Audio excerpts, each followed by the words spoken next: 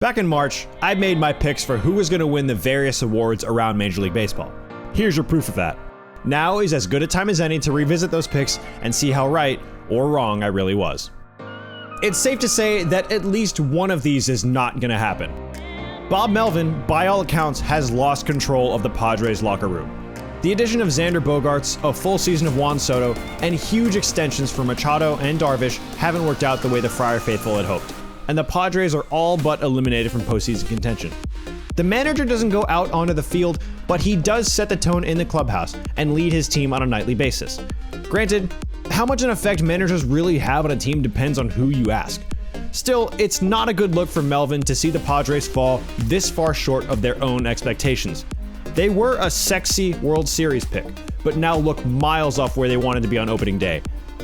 Honestly, I'd be surprised if Melvin is still managing the Padres in 2024. In the American League, though, there's still a really good chance that Scott Servais could get some attention and win the award. Should the Mariners emerge victorious from the crowded AL West ahead of the big spending Texas Rangers and the seemingly World Series regulars in Houston, then Servais should absolutely win Manager of the Year. Still, given Texas's massive turnaround from where they were in 2022, Bruce Bochy will probably end up winning. But of course, all to be confirmed by the end of the year. Yoshida arrived in the States on a big money deal with the Red Sox, and it seemed like he would live up to that money, and then some right out of the gates. 5 years, $95 million to play left field and DH for the Red Sox. But Yoshida hasn't been able to sustain what was a nice start to the year, and has fallen behind the likes of Josh Young and Gunnar Henderson for AL Rookie of the Year. Especially with the Red Sox out of contention, this pick just didn't age well at all. Speaking of other picks that didn't age well, for some reason, I picked Jordan Walker to win Rookie of the Year in the NL. The Cardinals have been horrible, and Walker got sent down after a decent few weeks to start the year. Corbin Carroll is running away with the award, both figuratively and literally. For a few weeks, Carroll was right behind Acuna in the discussion for NL MVP, but since then, Mookie Betts has really gotten going, and Carroll has faded out of the MVP discussion. Still, he's firmly in the driver's seat for NL Rookie of the Year, but call it a massive swing and a miss on my part. You could say that picking Ohtani to win MVP is a chalk take, that is, you're just taking the favorite, but it's not the case with the Cy Young.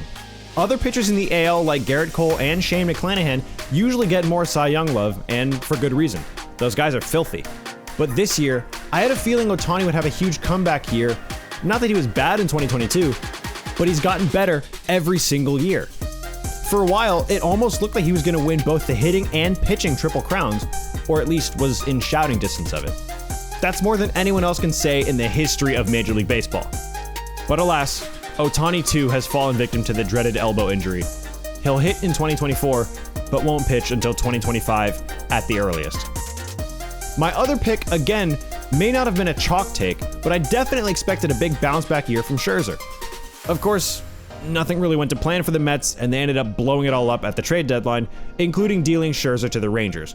So not only can Scherzer not win the NL Cy Young Award this year, but he's officially been shut down for the entire season, including the postseason. His contributions may have ended up making a huge difference if he was healthy, but he also didn't totally shove for the Rangers, posting a 3.2 ERA in 8 starts for Texas. Good? Yes. For his standards? No, not really. Okay, so picking Ohtani to win MVP is a chalk take. I'll be the first to admit it. But there's literally no other good option that you can safely predict.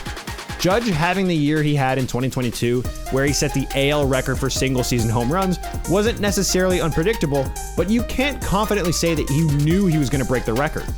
Anyone who says otherwise should be buying a lottery ticket every single day. So until Ohtani doesn't play baseball, he will be the pick to win MVP in whichever league he's in, which will be the NL starting in 2024. He's a Dodger, I'm calling it now. For the NL, this pick was somewhat of a homer pick on top of being a huge long shot. But Austin Riley has finished 7th and 6th in MVP voting in the last 2 seasons, and with Matt Olson finally getting his feet under him after a roller coaster first year in Atlanta, I believe that Riley would get better pitches to hit and would be the one more likely to eclipse Andrew Jones's record for home runs in a single season.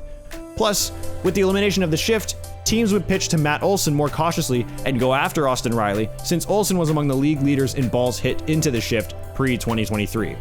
Though Riley hasn't even been the second most valuable player on his team, I think you can confidently put him third after Acuna and Olson. His defense has improved dramatically over the last couple seasons, despite what the analytics tell you. I didn't pick Acuna just because recovery from a torn ACL and just knee injuries in general are very tough to predict. Some guys come back better than they were, which, knock on wood, looks like the case with Acuna, but others just never get the same explosiveness that they had before. So it's not because I doubted Acuna at all. If you listen to the words that come out of my mouth in these videos, you'll know exactly how much I want Acuna to win MVP and the Braves to do well. But that's just where my head was at on opening day. Well, those are my picks for the major awards in 2023.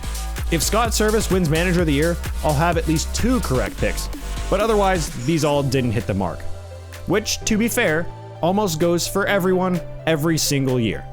Baseball, like life, is impossible to predict. It makes no sense. It's a silly, stupid game, and I love it so much. Now it's your turn. Let me know who you think is going to win all the major awards down in the comments below, and don't forget to subscribe for more. And drop a like if you enjoyed today's video. Thanks for watching. We'll see you in the next one.